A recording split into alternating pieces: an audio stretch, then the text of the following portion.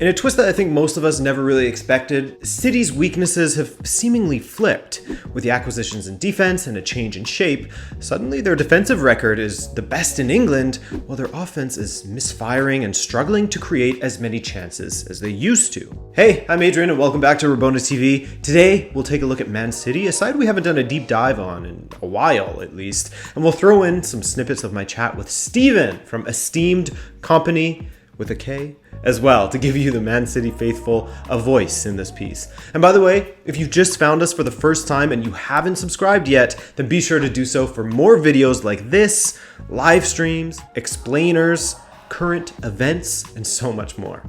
And this video is brought to you by the good people over at OneFootball. OneFootball is the best app out there if you're a person who loves a custom-tailored news feed.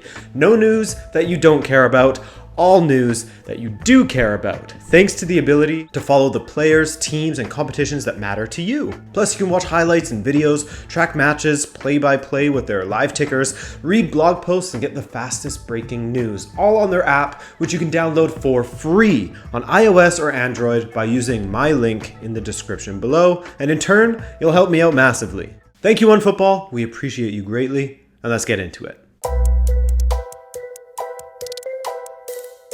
The pinnacle of Pep Guardiola's Manchester City, the best version of it within the Premier League, was no doubt the absolutely ruthless and rampant 2017-18 version. The formidables of the 2018-19 season were no slouches either. How could you be when you win a domestic treble, quadruple, if you count friendly cups, the likes of the Community Shield, Super Cups, etc., which I personally abstain from. But hey, that's just me, and technically, they do count as a Cup 1, so hey, formidables, domestic quadruple. But back to the offense.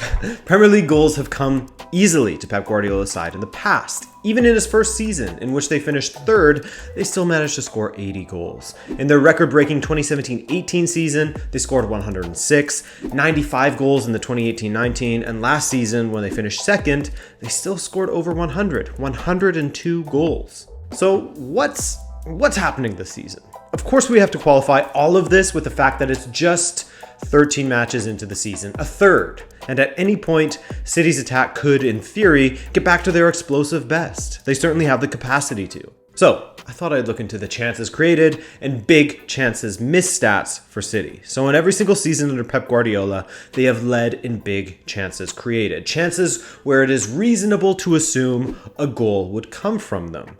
So yeah, they've been top of the table each and every season when it comes to big chances created under Guardiola's watch, so you can't say that the system he is using isn't giving them a great chance at scoring goals and, in turn, to win matches. But here's the bad part. This has led to City in turn leading the big chances missed department as well, because when you create so many big chances, sometimes creating 20 more than the second-ranked team, you have a bigger pool of chances to miss as well. But it has been clear to see that they have lacked in clinicality. Now, of course, it's not a given that you will lead in big chances missed if you lead in big chances created, but they have indeed led in big chances missed in all but one of Guardiola's seasons. Even though they've managed to score 95 plus goals in 3 of the 4 seasons they have completed under Guardiola, the amount of times we've seen Gabriel Jesus or Raheem Sterling staring into the heavens, hands at their hips, after missing a sitter, is close to criminal, it feels like. And it's come to a head this season. While they don't lead in big chances created this season, they are tied for third there, they are still at the top when it comes to big chances missed. You see what I'm getting at here? City finishing bad, lacking clinicality. So I got the calculator out, grade school statistician Adrian reporting live. And here's how poor City's attack has been this season. After 13 matches, they've scored just 19 goals, tied with Palace in 11th place when it comes to goals scored. That's 1.46 goals per match. Last season, after 38 matches, they had scored 102 goals. Like I said before, the tides could and probably will turn in a more positive direction yet, but if they were to continue at this rate, City would score just 56 goals, almost 50% less than last season. Their conversion rate sits at just 9% at the moment, 4% lower than the previous 2 seasons, while their shots per match are at a 4-year low. So yes, Inconsistent finishing is a big part of it, as City have really missed a finisher such as Aguero. Ferran Torres is adjusting, while Sterling and Gabriel Jesus, as mentioned before, cannot be trusted all the time. So all of this time that Aguero has missed due to his injury is definitely a contributing factor to their offensive troubles. But that doesn't explain why their chance creation has dropped a little bit as well. So what's going on there? What's happened to their attack? Let's talk to Steven for a bit, because I don't watch every single City match, so there's only so far I can take this. What's going on here? Is this a formation thing? Is it just a form thing? Is it Pep trying to find a balance between the defense and the attack now that he has the defense sorted out? Now he needs to focus on the attack? Or what's going on here? It's little things like, I think it even goes as far as back as Fernandinho not really being Fernandinho anymore, because obviously, when Fernandinho was at his peak, he was genuinely a bit of a freak of nature. You know, he could do the job of two men single-handedly. He could cover more or less every single side of the pitch defensively. He was so fast, so strong, capable of reading the game. And now, obviously, we got Rodri. He's pretty good defensively, but doesn't have the mobility. So we make a concession by playing Gundogan there. And we've obviously got Gundogan who can pass the ball a little bit, but obviously that means we don't have another free eight alongside Kevin De Bruyne. And then, of course, probably the biggest factor, which would affect any team in the world if they lost a player of his quality, is David Silva. I think we're realising just quite how good David Silva was. I think we knew anyway, but he was special in terms of how he drew players around him, how he'd simply just pivot and find space a little bit and make a little, like the pass before the pass, you know, that kind of guy. And as much as you can presume that another attacking midfielder can do that, they simply can't. You know, Kevin De Bruyne is a phenomenal player, but he doesn't draw players in the way that Silva does in terms of creating space. Bernardo Silva and Phil Foden are fantastic, but they're both a lot more direct. They're not quite as they're not the same kind of player. They don't have that Spanish trait that they call pauser, you know, can put the foot on the ball and slow it down. And Gundogan has a bit of that, but he's not as good. He's simply not as good at doing that as David Silva. And I guess there's an element as well of we just not had a striker. For some parts of the season, we simply haven't had a striker. We had no Gabriel Jesus and Aguero for large parts of the season. Gabriel Jesus has come back. He's had his, you know, bi-monthly kind of struggles in front of goal, unfortunately. And Aguero is permanently injured at the moment. So add that as well to the fact that you've got, I don't know, wingers out of form as well. And all of a sudden you've got a situation where the overall quality, I'm not complaining, I'm just trying to assess it fairly. The overall quality in the front six, in terms of the midfield three and the forward three, is just not as good as it was. And if you think about Manchester City in the 17-18 seasons and 18-19 season, you think Fernandinho, De Bruyne, David Silva, you think Sterling, Leroy Sané flying down the wing, stretching the pitch, and Aguero in the middle being clinical. At the moment, our wingers aren't quite as good. Gabriel Jesus, as good as he is as a footballer, isn't as good scoring goals as Sergio Aguero.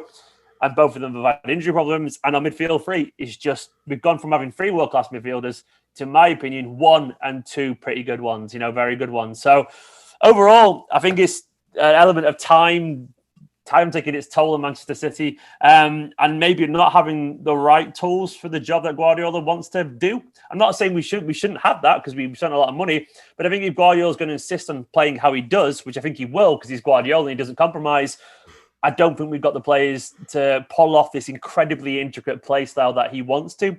Because obviously, if you're trying to play a Guardiola plays, it has to be like clockwork. It has to be so methodically correct that if you don't, what you do, you see a small imitation, which unfortunately becomes easier to defend against.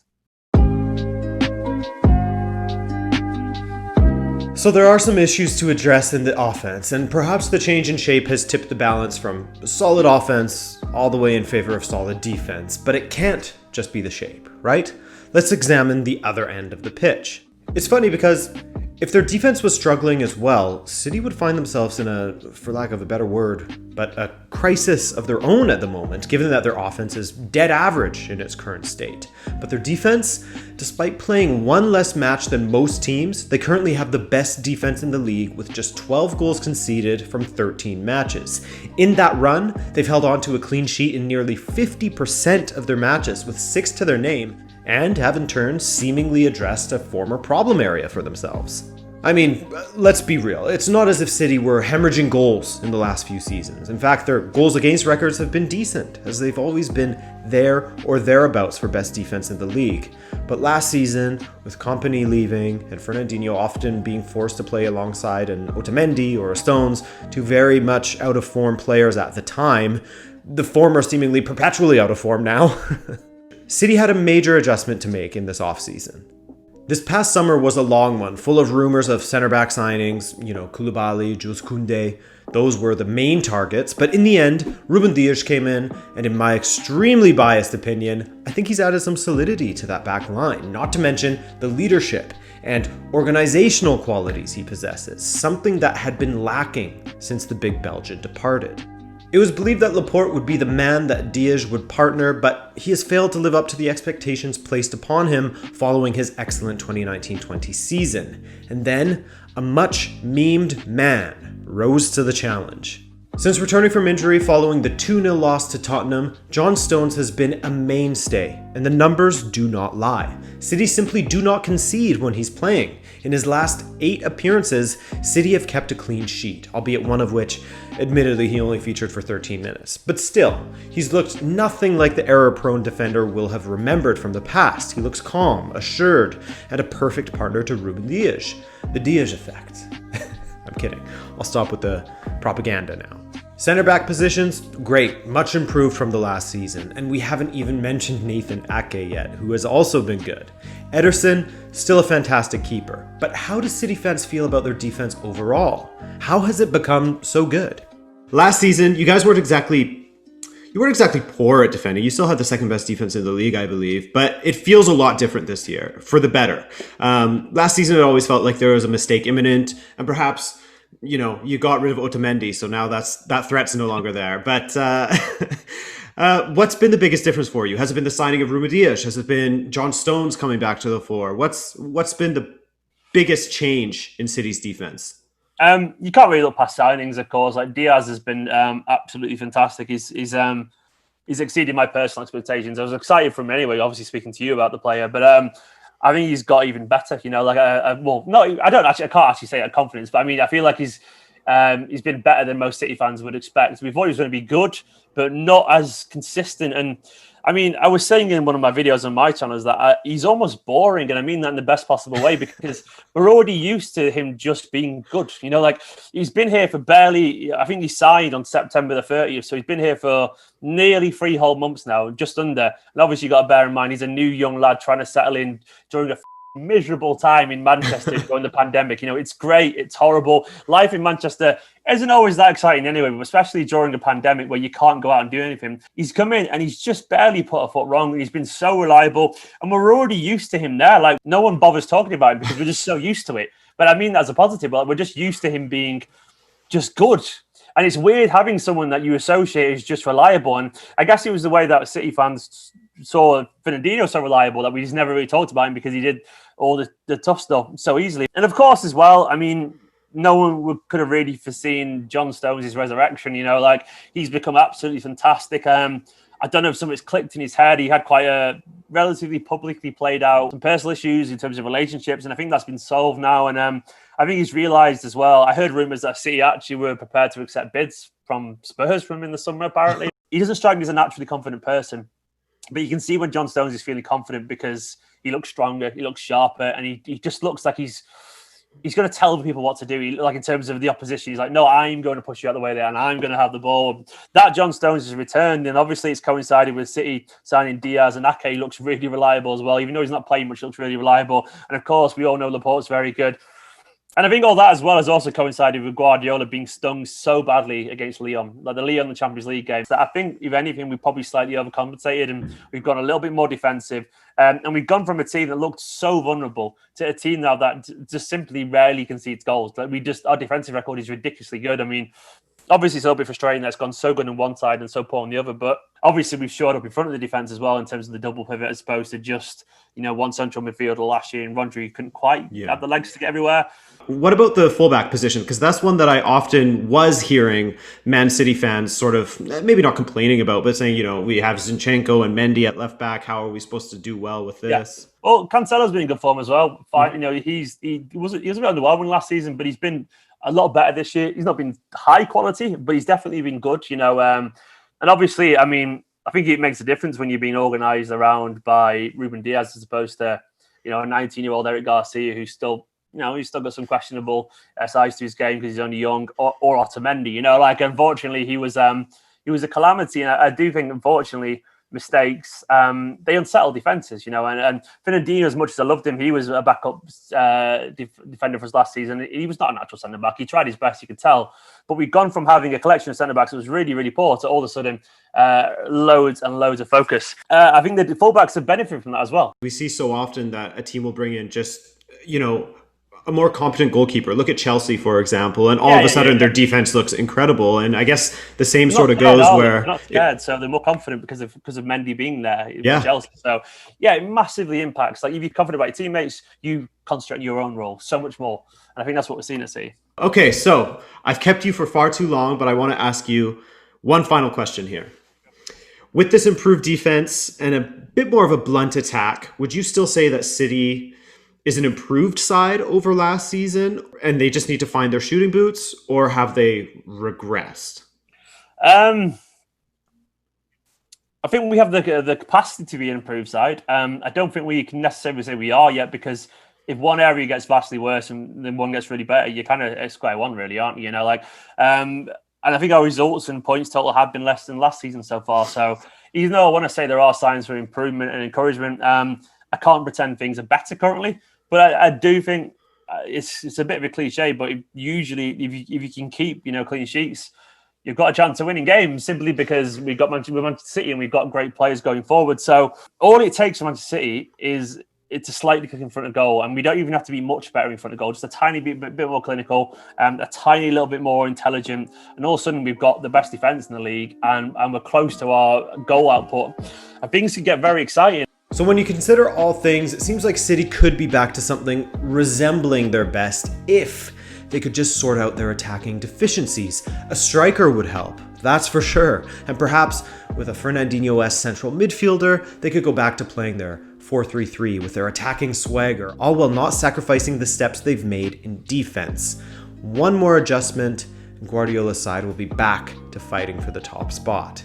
I hope you enjoyed this video, and if you did, then please do hit that like button and subscribe. Another thank you to Steven for joining me in this video. Check out his channel, Esteemed Kompany with a K, for all things City. But beyond that, I want to thank you for joining me, and have yourself a lovely holiday season. Ciao.